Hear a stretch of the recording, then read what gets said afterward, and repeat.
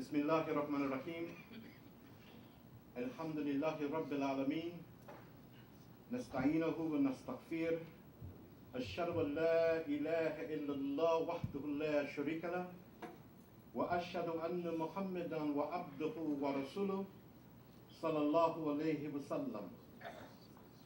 Praise be to Allah subhanahu wa ta'ala, highly glorified is He.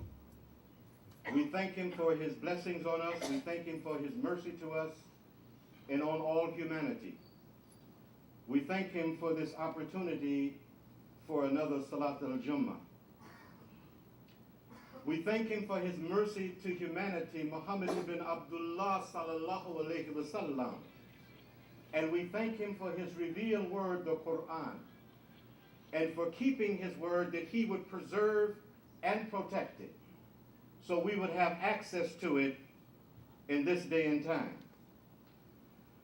Allah says to us in the Quran, it's in the 10th surah, that He is the one that has designed a system that sends down rain and causes that rain to mix with the soil, to connect with the seeds, and to produce herbage and growth.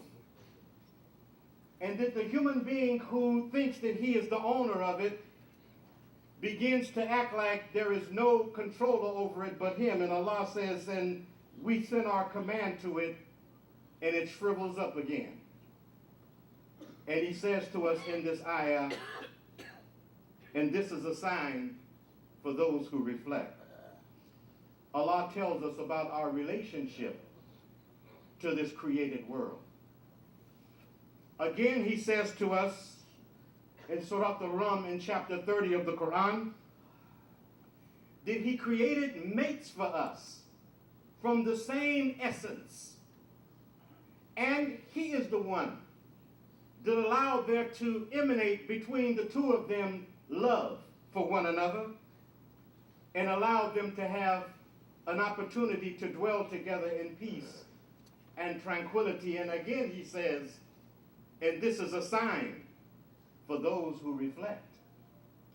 He is sharing with us something about our personal relationships with family, with spouses. In chapter 39, Allah says, He is the one that takes our souls when we go to sleep at night. He says, some of them I send back, and others I keep for a stated time. And this is a sign for those who reflect. Frequently, Allah uses this term and says that in the Quran that He has given us that which we can look upon and that which we should reflect upon. You know, our perception of things is really oftentimes based on our focus. If I tell you that we're on a planet that is moving around the sun in an orbit, and you look at this wall, you may have some questions about that. If I tell you that we're moving through space, and you look at the cars outside sitting still, you may have a question about that. But if you raise your focus just a little bit, and look at the sun, you will realize it's not where it was a little while ago, so there's got to be some movement. So our perception of things is tied to our focus. What are we looking at? So Allah is telling us in the Quran, let me adjust your focus and give you that which is the reference point for your reflection. You say, well, my reflection is pretty good. I don't think so.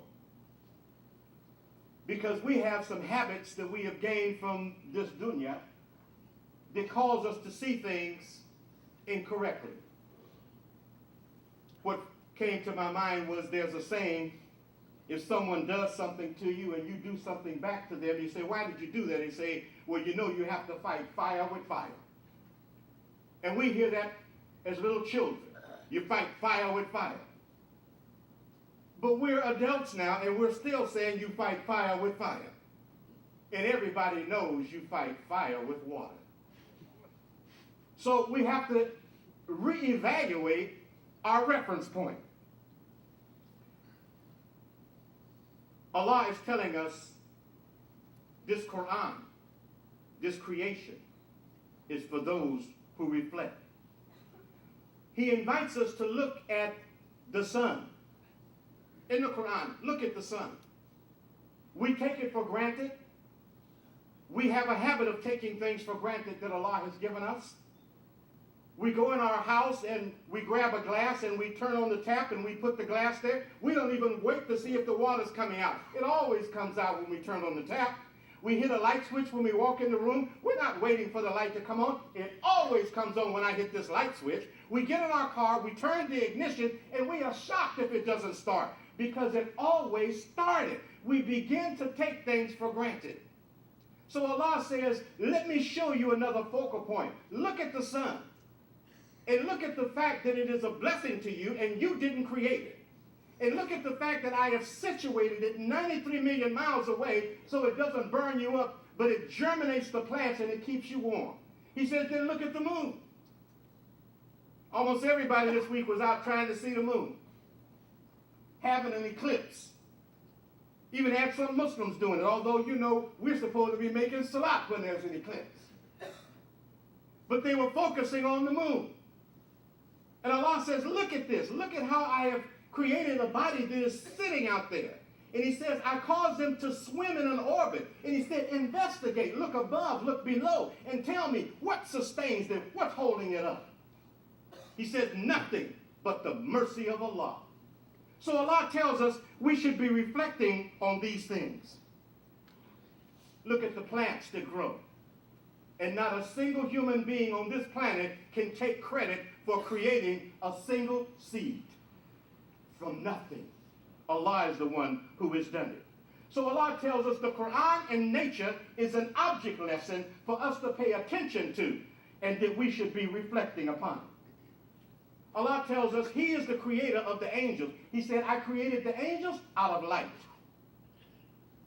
Then he tells us, and they go on missions by my command and fulfill my command. He says, I made a jinn race, a race of jinn out of fire free from smoke. Some are believers and some are not. And that's all he basically tells us about the angels and the jinn. Then he tells us about the human being. But look how much information he gives. He goes into detail. He says in Surah 23 of the Quran, then we made sperm into a clot of congealed blood. Then that clot we made into a fetus lump. Then we made out of the lump bone and clothed it with flesh. Then we developed another creature. So blessed be Allah, the best to create. Sadaqallahu al-Azim. Why did he take so much time to tell us about our development? So that we could reflect. Reflect on our development. Reflect on how Allah brought us into creation. And so that we would not try and take credit for it as he says, I create you, bring you out into this world, and then once you become big, you deny that I had anything to do with you. The average male, during the act of procreation produces 2.5 million sperm cells. 1/3 of them die because of the acidity in the vaginal canal. The other third die because they are immature. So out of the last third, one of them, under normal conditions, makes it to the egg. One. The odds of you and I being here is 2.5 million to 1. Allah says, reflect on how I brought you here. The World Health Organization keeps statistics, and they say that 1 out of every 1,000 children born in the world die. 1. They call that infant mortality rate. In 1990, the statistics said that in the second category, which is child mortality rate, which is children between the age of 1 and 5, that 8 out of every 1,000 children in the world die.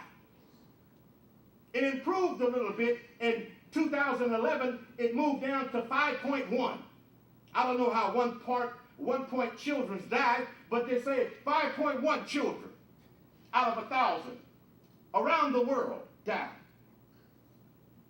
Allah is showing us something. I have brought you through a system. I have brought you through challenges. I have brought you through circumstances that were challenging you coming into this existence, and you have survived it. You should reflect upon that. Something else he invites us to look at, the natural world.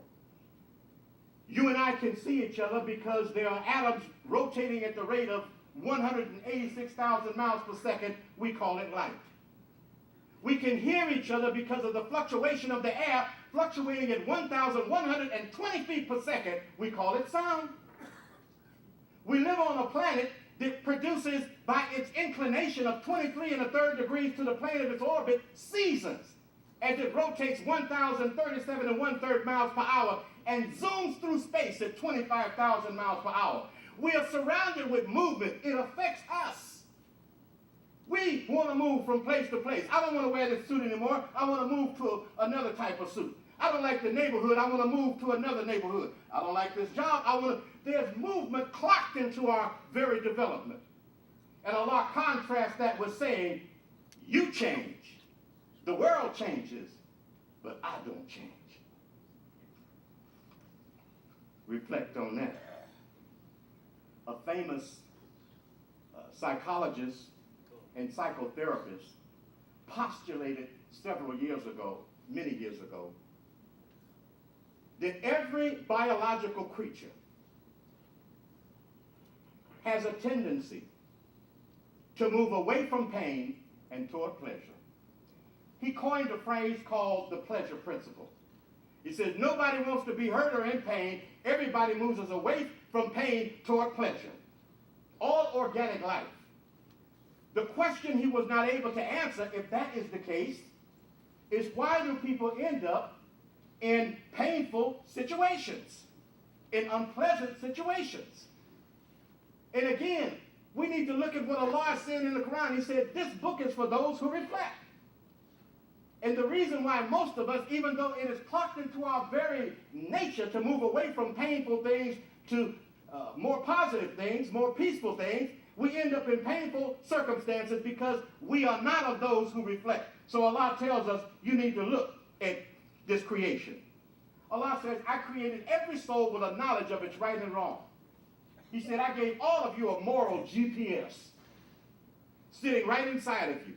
It tells you when you're going right and when you're going wrong. So nobody can say, I didn't know. Allah also tells us, I created two bodies of water. One is salt and one is sweet. And then he tells us, this is in Surah Al-Rahman, he said, and you get benefit out of both of them. This is for us to reflect on. Out of sweet circumstances, you can get benefit. Out of salty circumstances, you can get benefit. He said, but this book is for those who reflect. The people who are responsible for developing airplanes have to study a law called the law of aerodynamics. And they have nerve enough to call it a law. And the law of aerodynamics says that in order for you to get lift, that the wingspan has to be twice the length of the fuselage. The wingspans have to be twice the length of the body of the plane. But to this day, they cannot explain how a bumblebee flies and his wings are only a fraction of his body size. So Allah says, think about this. Look at what man has done and think about this. In the Quran, he tells us, look at the ships as they sail upon the sea. And we read the Quran and say, yes, look at the ships as they sail. But Allah is saying, reflect on this. Because what is happening is that he has taken steel that's supposed to go down because it's heavier than water. Steel sinks if you put it in water. But he says, I have gifted man with the knowledge of how to produce a curvature and create buoyancy and let him travel on the waters. He said, but this is for those who reflect and don't just look at it like a cruise ship. Allah says, to whomever I give long life, I cause them to be reversed in nature. He has created a loop. He says, so you cannot outrun God just by living longer. He said, because if you live long enough, just like they had to feed you as a baby, they're going to be feeding you when you're 80 or 90 years old. Just like somebody had to change you as a baby,